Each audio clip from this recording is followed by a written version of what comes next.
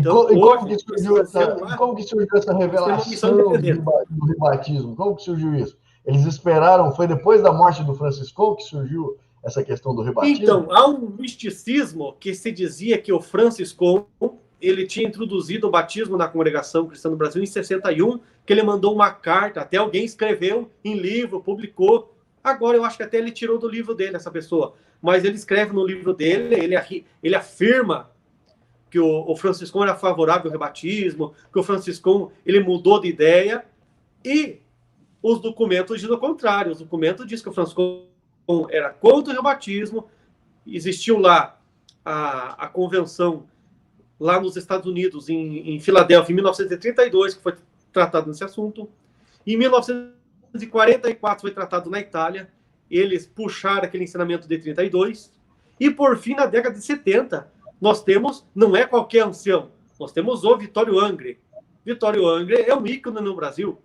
Vittorio Angri era uma pessoa que estava sempre com o irmão Franciscão.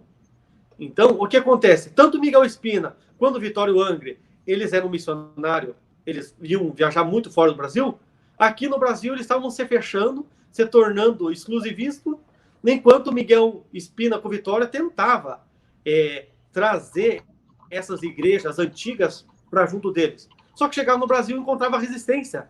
Alguns anciões brasileiros não aceitavam, a ponto que criaram o rebatismo para não aceitar o batismo de outras igrejas, para não ter que chamar outros irmãos de irmãos, outras igrejas evangélicas de irmã, que o batismo único e verdadeiro está escrito em pontos de ensinamento deles, né? Que eles só vão reconhecer que são irmãos os que são nascidos entre eles, os que são batizados por eles. Só que eu acho interessante o seguinte: eles têm uma nova luz sobre o batismo, eles têm uma nova revelação sobre o batismo. Quer dizer, o batismo do Franciscão não valeu nada. Quer dizer que o Franciscão vai para o inferno, então? Porque eles afirmam que o batismo das nossas igrejas não tem valor, que não foram batizados em nome de Jesus. Ó, beleza para eles. Porém, eles estão jogando o próprio Franciscão no inferno.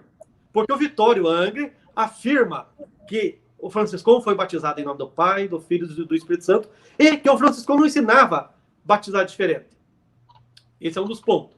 Bom, segundo ponto, esses anciãos que criam o rebatismo e que fazem essa questão do rebatismo, eles não rebatizam. Mas espera lá.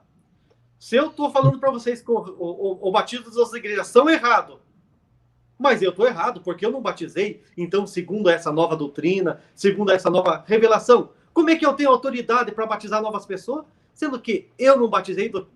Aí cai naquela parte, pregar o evangelho e viver do evangelho. Não é você viver monetariamente, mas pregar e viver naquilo que você prega.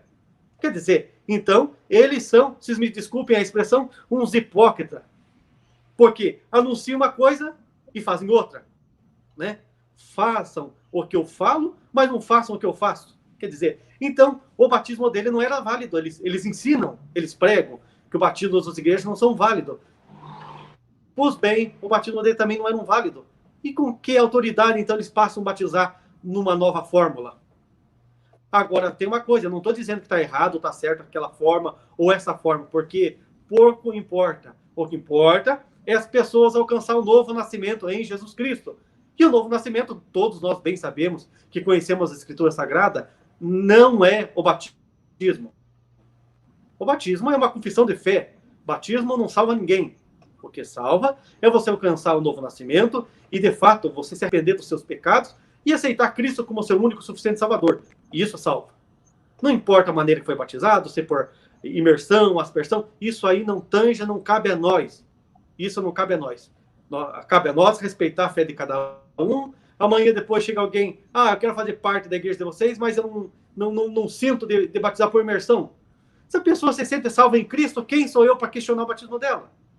É entre ela e Deus. Então isso aí não cabe a nós. E nisso ficou bem esclarecido a figura do Franciscão nesse papel. Ele cria dessa forma, isso está bem documentado, tem cartas de 32, da Convenção de 32 em Filadélfia, nos Estados Unidos, tem a convenção que aconteceu em 1944 na Itália, ele estava vivo ainda, e tem a carta, então, do Vittorio Angri, que são 3 cartas, que essas cartas são da década de 70, após a morte do Franciscão. Mas teve alguém aí que escreveu, afirmou que o Franciscon era favorável e mudou de pensamento. Eu acho incrível as pessoas ficar nesse achismo e colocar as coisas nas costas dele quando você temos inúmeros documentos para provar essa parte. Então, outra coisa, muitas pessoas me mandam mensagem. Porque você deveria contar a história mais completa, você deveria contar um testemunho, contar aquilo. Eu quero deixar bem claro para vocês que eu, como historiador, eu não publico coisas orais, eu publico somente o que tem documento que eu posso chegar e provar. Amanhã depois chega, porque isso, porque aquilo, tá aqui, ó. Porque o Franciscon, bom, se o Franciscon falou, tá relatado em carta. Eu tenho mais de 300 cartas do Franciscon. Então, tem que estar nessas cartas. Se não está nessas cartas, para mim, pouco tem credibilidade, pouco eu posso aproveitar, porque são coisas orais. Eu não vou por fontes orais. Eu vou por fontes escritas, fontes que estão documentadas, ou em livros ou em cartas. Muito bem observado. Os sinais estão se cumprindo e a cada dia estão mais claros.